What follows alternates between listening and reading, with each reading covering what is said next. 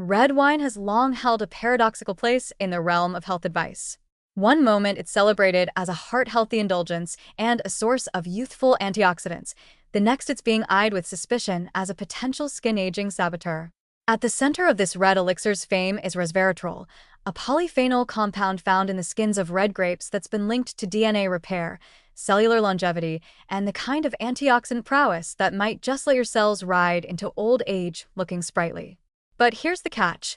Resveratrol rides into your system on a molecule of ethanol, and ethanol is not exactly the angel of youth. Let's start with the good part, the thing that keeps the red wine is healthy legend alive.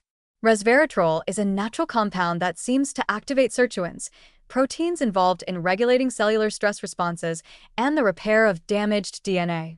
It may also help reduce oxidative stress, protect telomeres, those little caps on your DNA that wear down with age, and improve mitochondrial efficiency. Basically, it tells your cells to clean up their act and keep functioning like they're 10 years younger.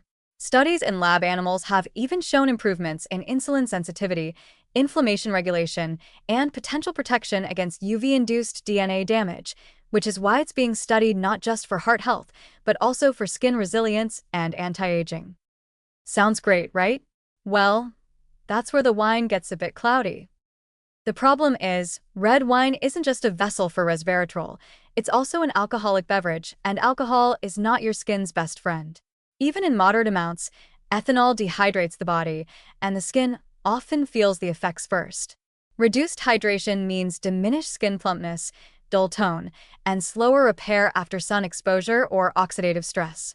Worse, alcohol interferes with vitamin D metabolism, particularly in the liver, where D is activated into its usable form.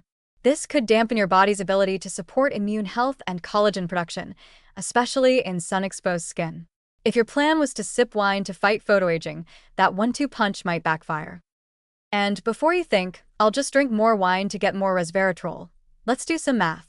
The average glass of red wine contains about 0.3 to 1 milligram of resveratrol, while many of the effects seen in studies use doses of 100 to 500 milligrams or more. That's somewhere in the neighborhood of 100 glasses of wine, enough to make your liver resign via email. So yes, wine contains resveratrol, but not in therapeutic amounts unless you're trying to become a medical experiment or develop superpowers through fermented grapes. Now, there's always the option of resveratrol supplements, which can isolate the polyphenol without the alcohol baggage.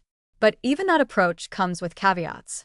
Resveratrol is poorly bioavailable, meaning your body absorbs and processes only a fraction of it. Some newer formulations try to improve this with nanoparticles or lipid carriers, but the clinical benefits in humans are still a topic of ongoing research. You may be better off eating red grapes, blueberries, cranberries, or peanuts, all of which offer small but steady amounts of resveratrol without the hangover or the midlife crisis bottle collection. So, where does that leave red wine? Think of it as the cheeky friend who's fun in moderation but terrible at giving advice. A glass here and there may contribute to stress relief and some social lubrication, both arguably useful for your health in indirect ways, but it's not a reliable strategy for long-term DNA protection or skin support. In fact, relying on red wine as a beauty or anti-aging routine is a bit like trying to clean your windows with syrup. There's a sweet idea in there, but also a sticky mess.